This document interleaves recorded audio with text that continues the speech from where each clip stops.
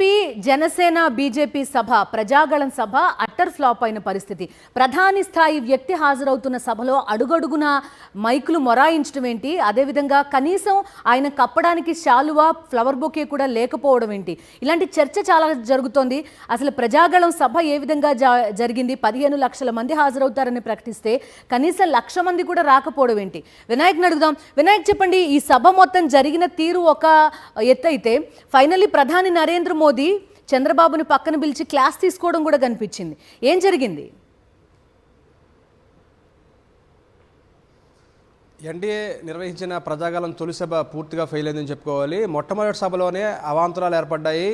ఈ సభను దాదాపుగా 200 ఎకరాల్లో మేము నిర్వహిస్తున్నాము, భారీ ఎత్తులో హాజరవుతారు, 15 లక్షల మందికి పైగా కార్యకర్తలు ఈ సభలో పాల్గొంటారంటూ కూడా లోకేష్ భూమి పూజ చేస్తున్న సందర్భంలో చెప్పిన మాటలు. కానీ వాస్తవంగా చూసుకుంటే కనుక ఇక్కడ 48,000 కుర్చీలు మాత్రమే ఏర్పాటు చేయడం జరిగింది, 24 గాలరీలు ఏర్పాటు చేశారు.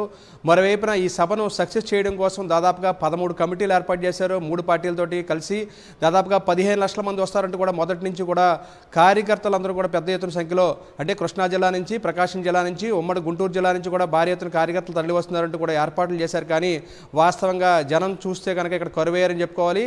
ప్రధాని మోడీ సభా సమయాన్ని చేరుకునే సమయానికి కూడా సగం ఖాళీలు కూడా నిండలేదు. వెనకాల కుర్చీలనే పూర్తిగా ఖాళీ అయిపోయి ఉన్నాయి. 10 లక్షల మంది వస్తారన్నప్పటికీ కూడా చివరి నిమిషం వరకు కూడా చూసినప్పటికీ కూడా 1,00,000 మంది కూడా హాజరు కాకపోవడం ఒక విధంగా 3 పార్టీల మధ్య సమన్వయ లోపాన్ని బహిర్గతపరిచింది చెప్పుకోవచ్చు. ఇదే సందర్భంగా దాదాపుగా 48,000 కుర్చీలు కూడా నిండకపోవడం ఒక విధంగా బీజేపీ శ్రేణులను కానీ టీడీపీ శ్రేణులను కానీ ఒక విధంగా అసహనం కలిగించని చెప్పుకోవచ్చు. మొత్తంగా మనం చూసుకుంటే కనుక ఈ సభ నిర్వహణ బాధ్యతలన్నీ కూడా జనసేన తరపు నుంచి ప్రత్యేకంగా నాదెండ్ల మనోహర్ పర్యవేక్షించారు. అదేవిధంగా టీడీపీ తరపు నుంచి పత్తిపాటి పుల్లారావు పర్యవేక్షించారు. ఎక్కడా కూడా బీజేపీ శ్రేణులకు ఎక్కడా అవకాశం ఇవ్వలేదు.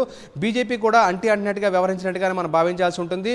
సీనియర్ నాయకులు తప్పితే పెద్దగా కార్యకర్తలు కూడా ఈ సభా సమయానికి సభకు కూడా ఎవరు కూడా హాజరు కాలేదు. మరోవైపున ఇక్కడ ఈ సభ నిర్వహిస్తున్న సందర్భంగా ప్రధాని మోదీ వేదిక మీద ఉన్న సందర్భంలో ప్రధాని మోదీకి చంద్రబాబు నాయుడు సన్మానం చేస్తారంటూ కూడా వ్యాఖ్యలు చేసిన సందర్భంగా, అంటే అక్కడ ప్రధాని వేదిక మీద బొకే కానీ లేదంటే కనుక సాలువా ఇవ్వాల్సి ఉన్నప్పటికీ కూడా ఎవరూ కూడా ఇవ్వకపోవడం అనేది ఒక విధంగా బీజేపీ శ్రేణులను తీవ్ర ఆగ్రహానికి గురి చేస్తుంది. వినాయక్, ఒక విషయం చెప్పండి, జనసేనకి సంబంధించి కొంతమంది అసలు ఆగ్రహంతో వాళ్ళ నిరసన తెలియజేయాలనే ఉద్దేశంతో శ్రేణులు కూడా అటెండ్ కానట్టుగా తెలుస్తోంది, అటు విజయవాడ, గుంటూరు ఈ ప్రాంతాలకు సంబంధించి. నిజమేనా? వాస్తవంగా చూసుకుంటే కనుక తమకు కేటాయించాల్సిన టికెట్లన్నీ కూడా బీజేపీకి కేటాయించే పరిస్థితి రావడం, అదేవిధంగా తెలుగుదేశం పార్టీ నుంచి తాము మోసపోతున్న భావన అటు జనసేనలో కానీ ఇటు బీజేపీ శ్రేణులో కానీ కనిపించిందని చెప్పుకోవాలి. అందుకనే సభకి కృష్ణా జిల్లా నుంచి కానీ గుంటూరు జిల్లా నుంచి కూడా పెద్దగా జనసేన కార్యకర్తలు కానీ అదేవిధంగా బీజేపీ కార్యకర్తలు కానీ హాజరు కాలేదు.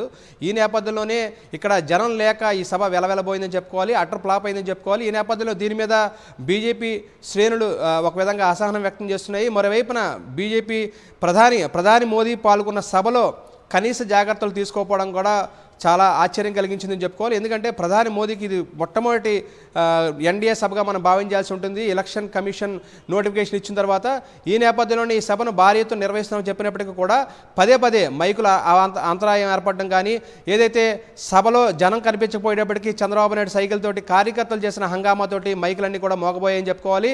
ఏదైతే కార్యకర్తలందరూ కూడా ముందుకు దూసుకొచ్చే ప్రయత్నం చేయడంతో అక్కడ కొన్ని మైకులు పనిచేయకపోవడం, ప్రధాని మోదీ మాట్లాడుతున్న సందర్భంలో దాదాపుగా పలుసార్లు అంతరాయం ఏర్పడడం, మైకులు పూర్తిగా మోగపోయే దాదాపుగా 10 నిమిషాల పాటు కూడా ప్రధాని మోడీ మాట్లాడలేని సందర్భం ఏర్పడింది. ఈ నేపథ్యంలోనే సభ ముగిసిన తర్వాత ప్రధాని చాలా తీవ్ర అసహనం వ్యక్తం చేశారు. చంద్రబాబు నాయుడు క్లాస్ పీకినట్టుగా తెలుస్తుంది. తొలి సభని ఈ విధంగా అట్రప్లప్ చేస్తే ఏ విధంగా అంటూ కూడా ఆయన ఆగ్రహం వ్యక్తం చేస్తున్నట్టు తెలుస్తుంది. మరోవైపునే బీజేపీ శ్రేణులు సైతం ప్రధాని మోదీకి కనీసం బొకే కూడా ఇవ్వకుండా ప్రధానిని అవమానించారంటూ కూడా వారు కూడా ఆగ్రహం వ్యక్తం చేస్తున్న పరిస్థితి కనిపిస్తుంది. మొత్తంగా చూసుకుంటే కనుక తొలి సభ ఈ విధంగా ఫ్లాప్ అవడం అనేది విధంగా అపశకునంగానే భావిస్తున్నారు. ఈ నేపథ్యంలోనే అటు బీజేపీ శ్రేణులు కానీ జనశ్రేణులు కానీ పూర్తి స్థాయిలో ఇది తెలుగుదేశం పార్టీ తమ భుజం మీద వేసుకుని నిర్వహించిన సభ. ఈ నేపథ్యంలోనే తెలుగుదేశం దీనికి బాధ్యత తీసుకోవాలంటూ కూడా అటు జనసేన నుంచి కానీ ఇటు బీజేపీ నుంచి కానీ సీనియర్ నేతలు కావచ్చు, లేదంటే కనుక కొంతమంది కార్యకర్తల్లో కనిపించిన మాటలుగా మనం భావించాల్సి ఉంటుంది. Bindu. Okay Vinayak, thank you.